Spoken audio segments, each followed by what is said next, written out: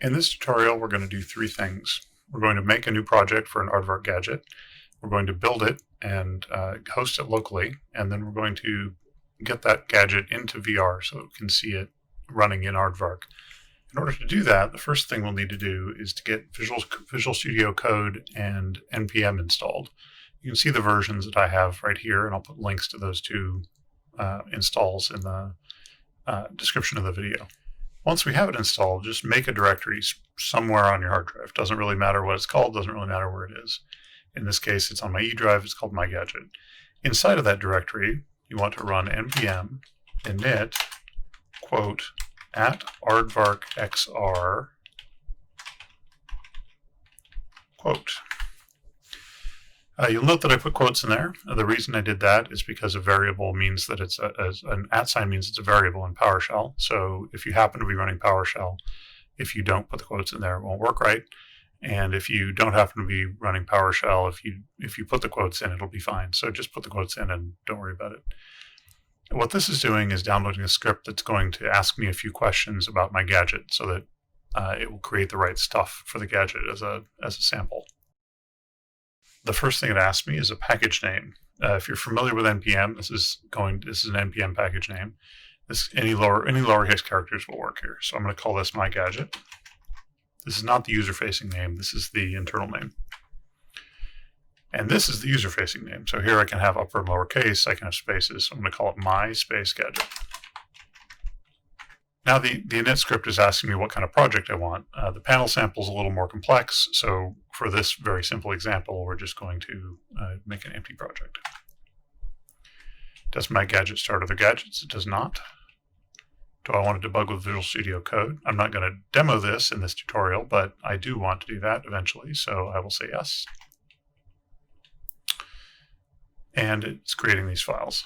We're going to go look at those files in a second. In the meantime, let's run npm install. This is a process that takes a minute or so, so we'll let it run while we look at these other files. What it's doing is installing all the dependencies from the internet for this gadget.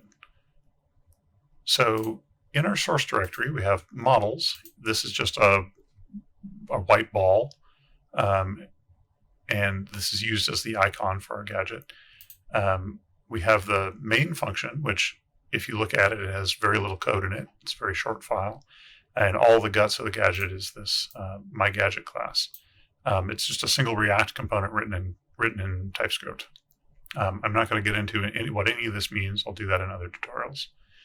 And then there's the web manifest file. This details what permissions my gadget needs, what the name of the gadget is, what version of Aardvark it needs, what its icon model is, etc. All right, we've finished installing our dependencies. So the next step is to build the gadget. To do that, we do npm run build, which will take almost no time because we have about 20 lines of code, most of which is white space. And then once we've built it, we'll run npm run dev-server. If you look over here in package.json, you'll see that there is a dev server command. What this does is host my gadget locally so that Aardvark can connect to it just like it would connect to an actual server on the web. This tutorial is not going to go into hosting your gadget. It's not going to go into anything to do with source control management for your gadget. All we're going to do is build and run it locally and then see it in Aardvark. If you want to do any of those other things, there will be future tutorials that cover all of those.